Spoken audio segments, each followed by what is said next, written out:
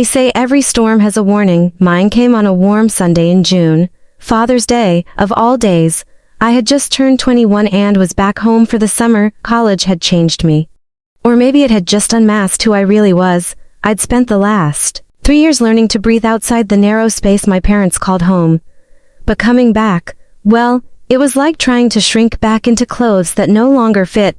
Still, a part of me had hope. I believed naively that love could overcome doctrine, that the parents who kissed my scraped knees and cheered at my high school graduation would find a way to embrace who I really was.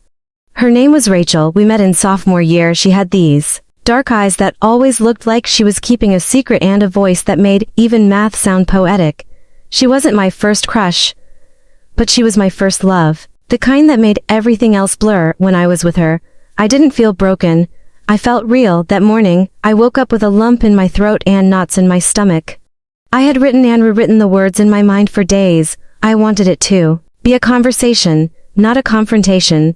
But the thing about truth is, it doesn't wait for the perfect moment. Dad was reading the paper at the kitchen table. Mom was by the stove, making his usual Sunday breakfast, scrambled eggs, turkey bacon, a stack of pancakes just for show. Ben, my younger brother, was scrolling through his phone with his usual half-grunt, morning attitude. I stood there for a full minute before anyone noticed I hadn't sat down, and then with a voice that felt like it came from somewhere outside my body, I said, "Mom, Dad, I need to tell you something." Mom turned, smiling at first, spatula still in hand. "What's wrong, sweetheart?" I'm gay." The air in the room seemed to harden. Mom's smile froze, then cracked. Her hand trembled slightly, and she turned back to the stove without a word. Ben's jaw dropped, his thumbs frozen mid-scroll. Dad didn't flinch. Not right away. He kept reading, eyes moving across the paper like nothing had happened. Then, without looking up, he spoke. "You don't live under this roof if you're living in sin." My mouth opened but nothing came out. I tried again. "Dad, please. I didn't want to hide from you anymore." You thought wrong," he interrupted, folding the newspaper with deliberate calm. "You were raised better than this. You made a choice, and now you can live with it somewhere else." "I'm still me," I said, reaching for something, anything that could anchor me back to them. "I'm still your daughter." "No," he said, standing up. "Not while you live this way. Not while you defy God under my roof." Mom turned then, tears running down her cheeks. But she said nothing, not a word. Her silence was a knife far deeper than my father's. Condemnation. I looked at Ben, hoping for something in his eyes, but all I saw was confusion, fear, maybe shame. Within the hour, I was upstairs packing. I didn't cry, not then. It was like my body had gone numb. I put the essentials into a suitcase I hadn't used since high school. Jeans, a few shirts. My laptop, toothbrush. I didn't even pack shoes beyond the ones I had on. My phone buzzed with a message from Rachel. "You okay? You told them yet? Want me to come get you?" I didn't answer. I just texted, "I think I need to leave." Like now. As I walked out the front door, Mom handed me a grocery bag with a few snack bars, a bottle of water and, strangely, an old Bible. Her lips pressed into a line, her hands shaking. "Maybe one day," she whispered, "you'll come back to him, to us." I didn't say goodbye. I couldn't. I sat in my car for over an hour before starting the engine. I didn't have anywhere to go. My dorm was closed for summer. Rachel's place was too far to reach by nightfall, and she was still living with her conservative aunt anyway. So I drove to the Canopus parking lot behind the library, where I knew the security cameras barely reached. I parked, hurled up in the back seat, and sobbed until my ribs hurt. That was the first night I understood what loneliness really was. The next few weeks were a blur. I slept in my car or crashed on friends' couches when they offered. I picked up every shift I could get at the diner near campus, waitressing during the day, bussing tables at night. I kept my head down. I didn't tell anyone what happened. Shame was a heavy coat I wore everywhere. Rachel was the only one who knew the truth. She'd sneak away late at night to see me, her car parked behind mine in silence. We'd talk for hours, sometimes just holding hands, saying nothing. She kept me from unraveling. Eventually I scraped together enough for a small room in a shared apartment near campus. It wasn't much, just a bed, a window that stuck when you opened it, and walls thin enough to hear everything, but it was mine. The pain didn't go away, not when Christmas came and they didn't call. Not on my next birthday, not even when I graduated. with honors and mailed them an invitation they never responded to. The worst part, I still loved them. Every voicemail they never left, every empty mailbox. I loved them like a phantom limb. I could still feel them, even though they were gone. Rachel and I eventually moved in together. We built a life, slowly, shakily, but ours. She worked in a local art gallery. I taught English. At a community college, we bought used furniture, made coffee at home, took walks after dinner. I sent my mom a photo of our apartment, the two of us painting the walls together. No response. Time moved, the scar stayed. And then, one ordinary Tuesday, 6 years later, my phone rang. It was Ben. His voice cracked as he spoke. Dad had a stroke. It's bad. He can't work. Mom single quotes SMS. I don't know what to do. I said nothing for a long time, not because I didn't care, but because I cared too much. They're going to lose the house. He said. It had been 6 years since I last saw them. 6 years since they looked me in the eye. 6 years since I became an exile in my own family. I took a deep breath. How much do you need? I asked. And just like that, I became the stranger who paid their bills. Benny mailed me the hospital paperwork that same night. I read the entire thing sitting at our kitchen table.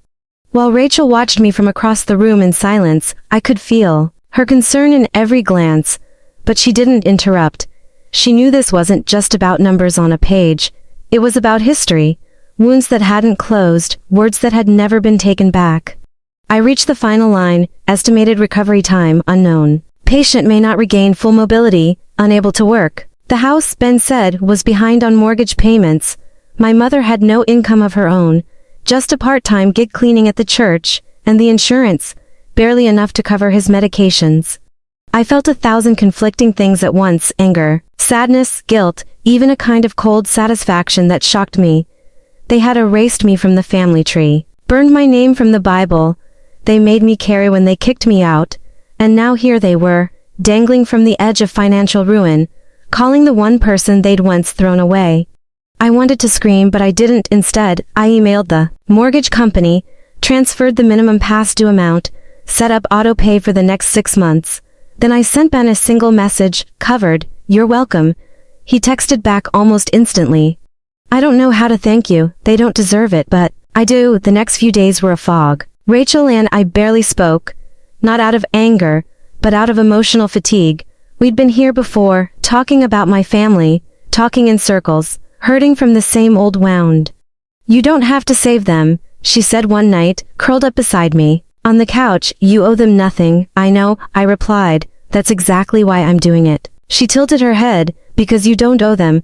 Because I don't want to be like them," I said. "They let love die. I won't." Rachel didn't say anything after that. She just held me, and for once, I didn't feel like I needed to talk. I needed to feel safe, steady, real. A week later, I got a letter in the mail, not a text, not an email, a real letter in Mom's delicate handwriting. "Dear Hannah, Ben told us what you did.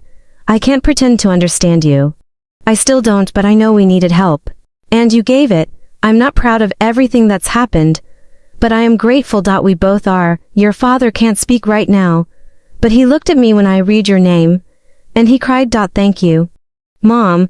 I read it twice. Then again, my name looked foreign in her handwriting, like a word in a forgotten language. Rachel found me staring at it, unmoving. "Is it what you wanted?" she asked gently. "No," I whispered, "but maybe it's the most I'll ever get." The hospital bills kept coming, and I kept paying. I didn't tell Rachel how much it cost. I didn't want her to worry.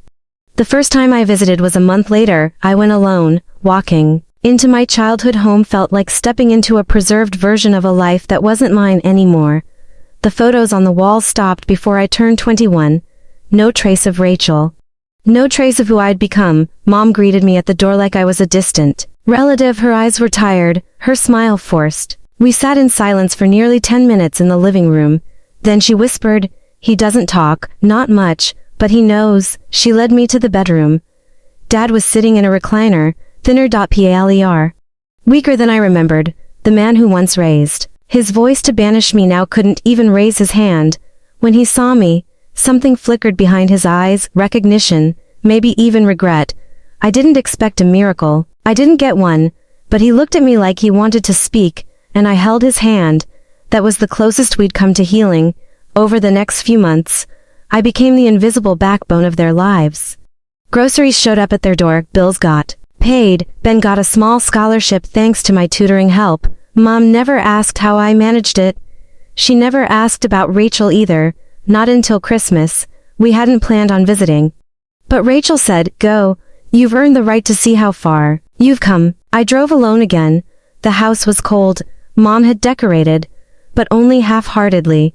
Ben hugged me at the door, longer than usual. In the middle of dinner, Mom looked up from her plate and asked, "Are you still with that girl?" I put my fork down. Slowly, "Her name is Rachel, and yes, we've been together almost 7 years." She nodded. "I see." The silence that followed felt like a test, but for once, I didn't feel it.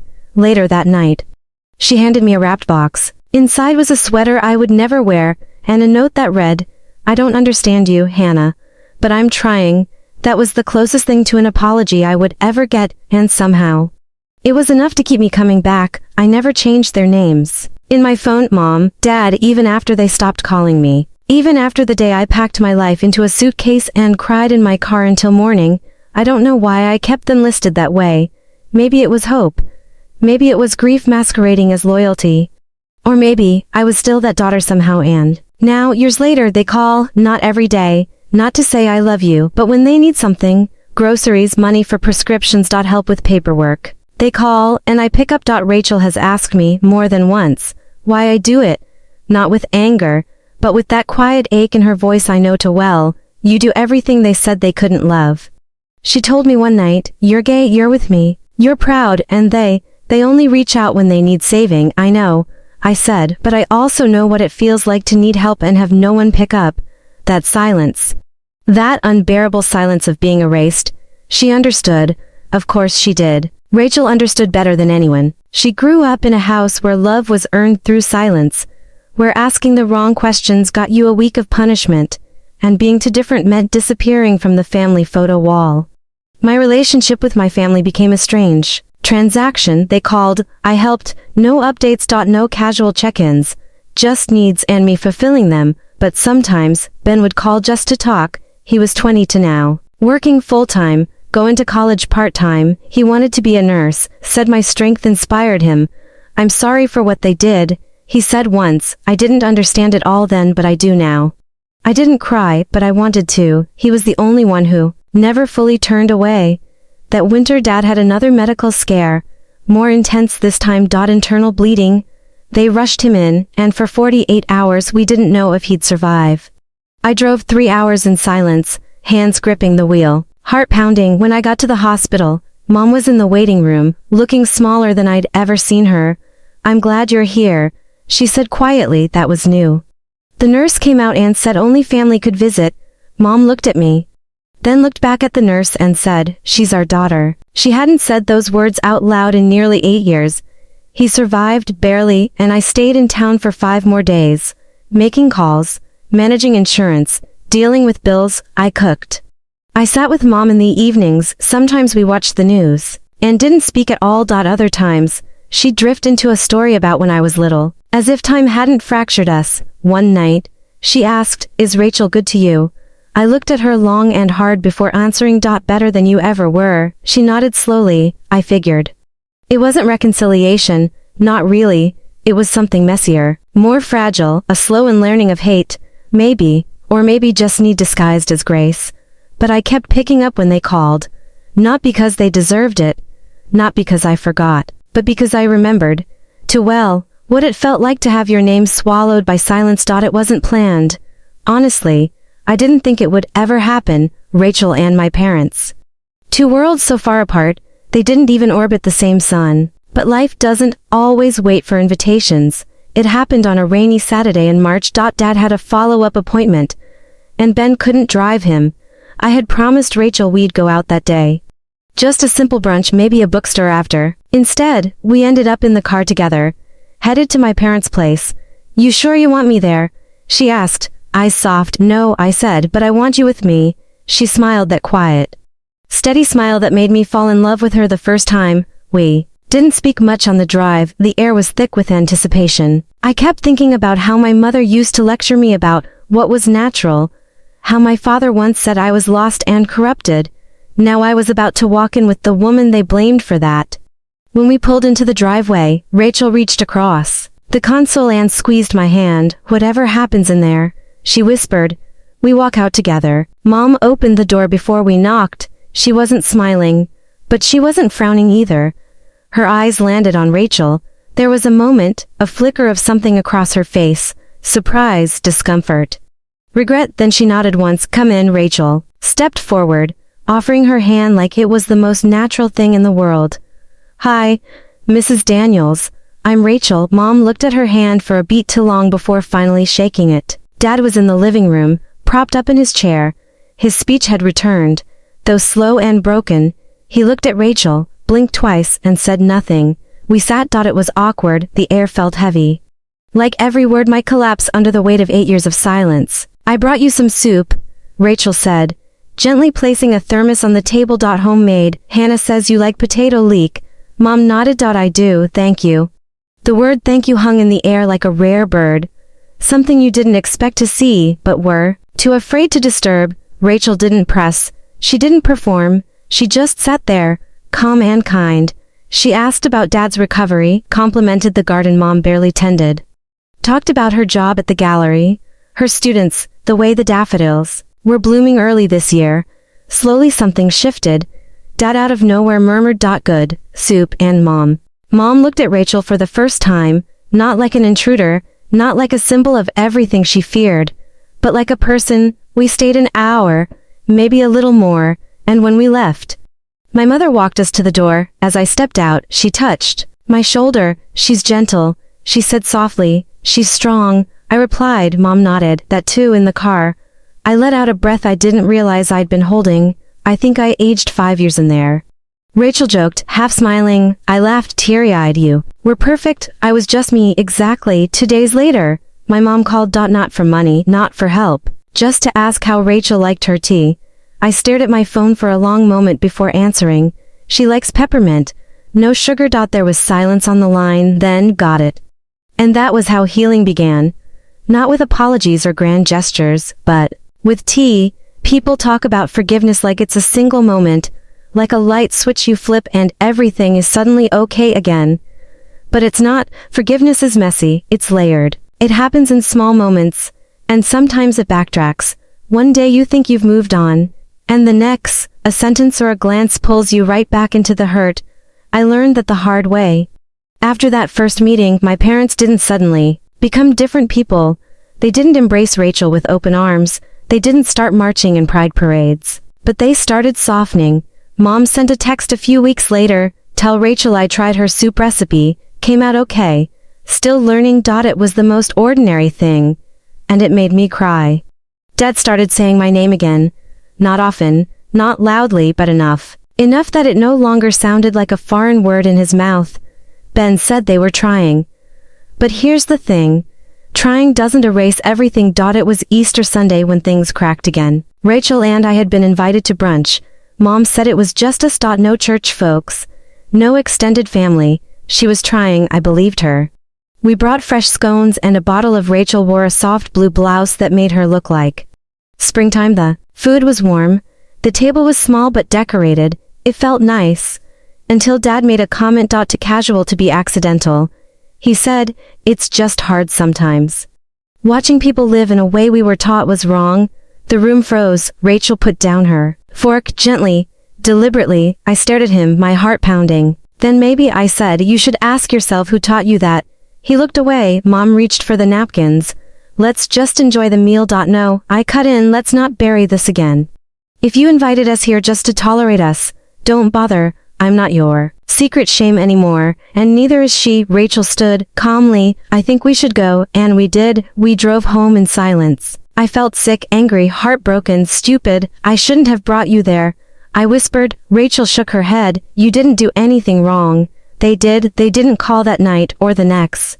A week passed, then 2, and I felt the old ache creep in again, that loneliness, that crushing silence I hadn't missed. But on the 15th day, a card arrived, handwritten. "Dear Hannah, we're sorry. We don't know how to undo the years we spent being afraid. But we know fear doesn't excuse harm, and you deserve more than tolerance. We're trying to learn what love actually means. Love, Mom and Dad, inside was of me from high school. Framed. Me at a science fair, grinning. Standing proudly with a ribbon in hand, and below it, in Dad's handwriting, just 3 words. Still our girl. I wept for hours. Rachel sat beside me the whole time, arms around my shoulders, forehead resting gently against mine. It's okay, she whispered, you don't have to forgive them today. I don't know if I ever fully can, I said through tears. You don't have to, you just have to feel what's true, and I did. It wasn't clean, it wasn't easy, but it was real. We didn't talk about forgiveness anymore. We just lived. Rachel and I moved into a new place the following spring, closer to the city, with wide windows and a tiny balcony that bloomed with basil and rosemary. She hung fairy lights in the living room. I stacked our books by color. It was ours. No more hiding, no more asking for permission to be seen. My parents never said we were wrong, not in those words, but sometimes love shows up in quieter ways. Mom started calling Rachel directly, to ask for recipes, to share garden updates. To ask how I was doing, as if Rachel had become her unofficial daughter-in-law. It was awkward at first, tentative, but over time, their exchanges became warm. Dad's speech remained limited, but he tried. On Rachel's birthday, he sent a card with the words, you take care of her. We see that, thank you. And that was it. No fanfare, just that. And it was everything. That summer, Ben graduated nursing school. The ceremony was small. We all sat in a row, Rachel next to me, my mom next to her. Dad in a wheelchair at the end.